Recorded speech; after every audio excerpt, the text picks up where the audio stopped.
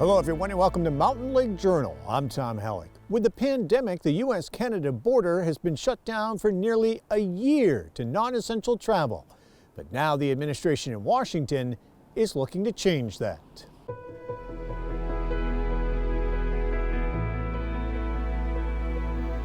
So help you God? So help me God. Congratulations, Mr. President.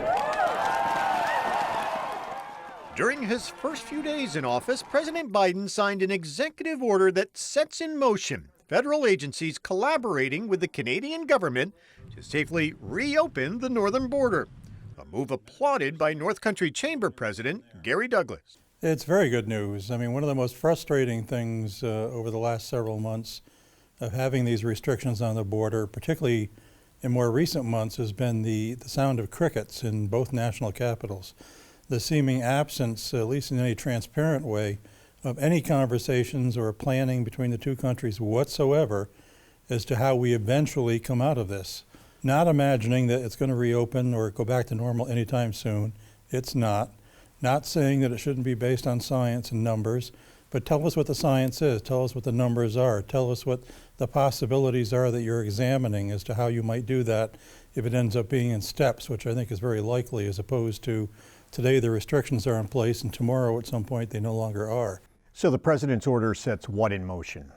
The conversation. Now, that isn't going to lead to something quick. We're still talking about months, not weeks. But you'd rather have the planning and the conversations between the two countries start now rather than later on with saying, gee, things are looking good now, let's start a conversation. You know, have the plans in place ahead of time. The order calls on the U.S. Secretary of State, Defense Department, and Homeland Security to start dialogue with the Canadian government. It is a move that North Country Congresswoman Elise Stefanik, who serves as co-chair of the Congressional Northern Border Caucus, had asked the president to make last week, the day before he reached out to Canadian Prime Minister Justin Trudeau. For his part, Trudeau talked about that call with Joe Biden on Friday morning, expressing disappointment over the president's move to kill the controversial Keystone XL pipeline project, but at the same time, expressing optimism about the beginning of a new era in relations between the two countries. Canadians and Americans are more than just neighbors. We are allies, partners, and friends. Together, we've faced some of the greatest challenges the world has ever seen. So I know that we're ready to work shoulder to shoulder to defeat COVID-19 and rebuild economies that work for everyone. There is no timetable to reopening the border. Gary Douglas believes with Quebec now in lockdown due to a spike in COVID cases, it will likely be several more months.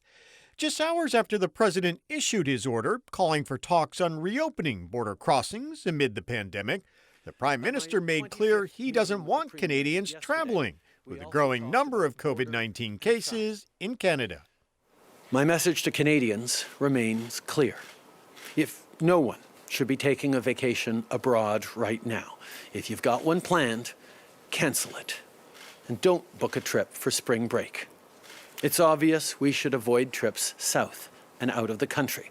But remember, across the country, people are being told to stay home.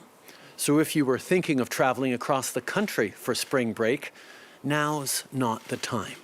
We need to hang on and hold tight for the next few months. Trudeau said people need to, in his words, hunker down to prevent a second wave of the virus. But community and political leaders in New York say they're not worried that Trudeau's comments will stop President Biden's executive order to at least begin working on a plan. For now, the border restrictions will remain in place until at least February 21st, and most likely for several more weeks to come.